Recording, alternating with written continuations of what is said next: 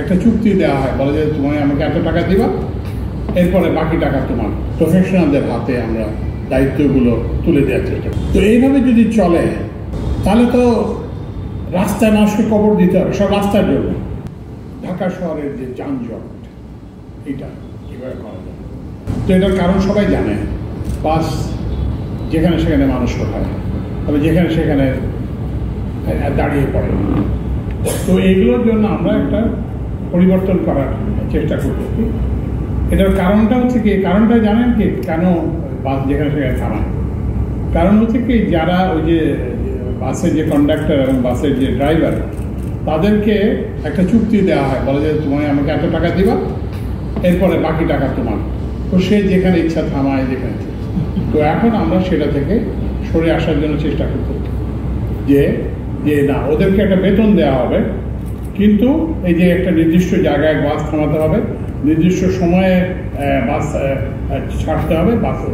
তো এটা আমরা পরীক্ষামূলকভাবে এখন চালু করেছি। এটা খুব সহজ কাজ না, কারণ হচ্ছে যে এটা ওই যেটা বললাম, এখানে শ্রমিক, মালিক সবার একটা লাগবে, সহযোগিতা লাগবে, এবং এটা তারা সহযোগিতা করতে চায়। আরেকটা কথা যেটা আরও যেসব উদ্যোগগুলো আমরা নিয়েছি, যেগুলো যেমন ওই যে উনি বললেন যে ওই যে কী বলে মেট্রোর নিচে কিংবা এক্সপ্রেসওয়ে নিচে জায়গাগুলোকে ব্যবহার করা, গ্রিন স্পেস ডেভেলপ করা, সেটার জন্য আমরা উদ্যোগ নিয়েছি। সবচেয়ে বড় উদ্যোগ আমরা যেটা নিয়েছি বলে মনে করি, সেটা হচ্ছে যে প্রফেশনালদেরকে সম্পৃক্ত করা। যেমন আপনারা জানেন যে ঢাকা মেট্রোর ঢাকা মেট্রোর যে ম্যানেজিং ডিরেক্টর ছিল, সে সরকারের একটা প্রাক্তন সচিব ছিল।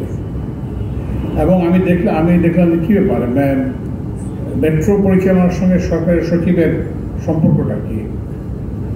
তো তখন আমি দেখলাম যে ওর একদম ওই যে মেমোরেন্ডাম অ্যান্ড আর্টিকেলস অ্যাসোসিয়েশনের কোম্পানি ওখানে ঢুকাই দিয়েছে যে সরকারের সচিব হতে হবে।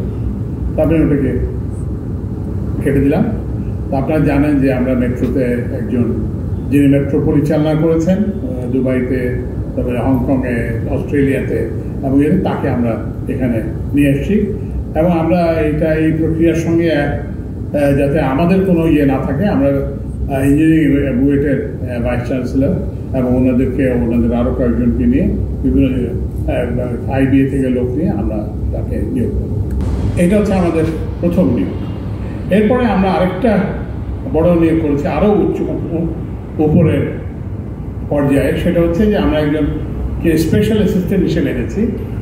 উনি ওই যে দেখলাম চিটাগং ইউনিভার্সিটি অফ ইঞ্জিনিয়ারিং টেকনোলজির বেশ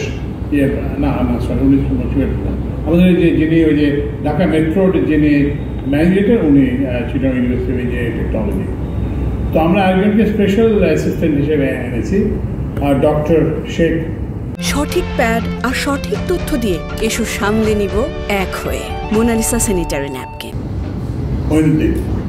উনি UCLA থেকে সিভিল ইঞ্জিনিয়ারিংয়ে PhD করেছেন এবং ক্যালিফোর্নিয়া ট্রান্সপোর্টেশন সিস্টেমে উনি সেফটি এবং অপারেশন ডিরেক্টর। আমার তো জানার একটা সীমাবদ্ধতা আছে, আমি একটু পর্যন্ত চেষ্টা করে জানতে পারি। তো সেই জন্য আমরা এখন প্রফেশনালদের হাতে আমরা দায়িত্বগুলো তুলে দেওয়ার চেষ্টা করি। এখন আমি আরেকটা কথা বলতে চাই, সে আরও কিছু কাজ আমরা হাত দিয়েছি। সেটা হচ্ছে যে আপনারা জানেন যে আমাদের দেশের একটা জমির স্বল্পতা আছে, কিন্তু আমাদের যে আচরণ, আমাদের যে প্রকল্প যে আচরণ, তাহলে মনে হবে যে না, আমরা মনে হয় একটা বিশাল একটা দেশ এবং আমাদের ভূমির পরিমাণ অপরিসীম। আমি প্রত্যেক দিন যে জমিকে কি বাবদ 200 কোটি টাকা, প্রত্যেক দিন যে 80 কোটি টাকা, 50 কোটি টাকা প্রত্যেক দিন আমি সই করি। তো এইভাবে যদি চলে তাহলে তো রাস্তায় মানুষকে কবর দিতে হবে, সব রাস্তার জন্য। কারণ রাস্তায় কবর দেওয়ার তো কোনো জায়গা থাকবে না। তো ওই জন্য এই যে ভূমির যে স্বল্পতা, এইটাকে মাথায় রেখে আমি রোডস অ্যান্ড হাইওয়েজের লোকজনকে বলে দিচ্ছি যে না, তোমরা ওই যে আর ওরা করবে কি, একটা জায়গায় একটা রাস্তা আছে, সেই অ্যালাইনমেন্টটা ব্যবহার করবে না, আর একটা নতুন অ্যালাইনমেন্টে যাবে এবং সেখানে আবার নতুন করে অনেক জায়গা দখল করবে।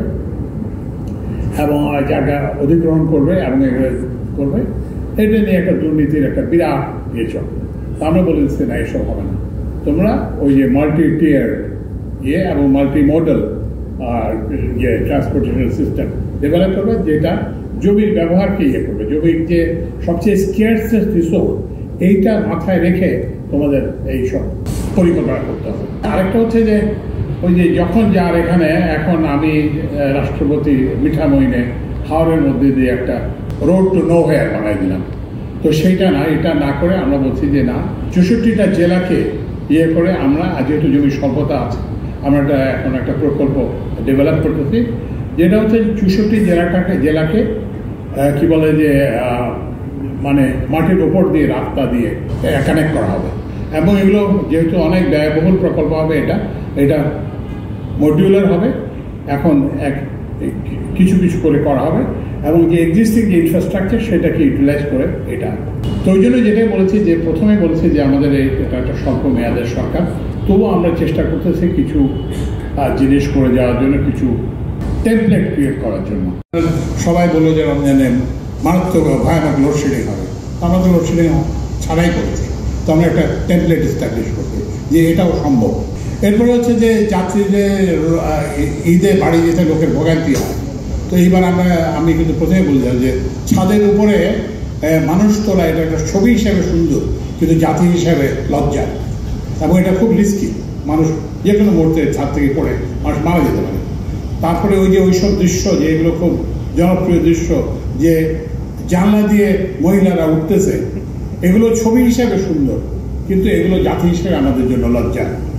আমরা বলেছি যে এইসব লজ্জা, জাতীয় এইসব লজ্জার আমরা, এবং এটা করেও আমরা এইসব নিয়ম কানুন করেও আমরা জাতিদেরকে একটা স্বস্তি দিতে পারি। তো সেইখানেও আমরা একটা টেমপ্লেট যে আমরা যেখানে আছি সেখানে সে একটা টেমপ্লেট সৃষ্টি করতেছে, যে এটাও সম্ভব।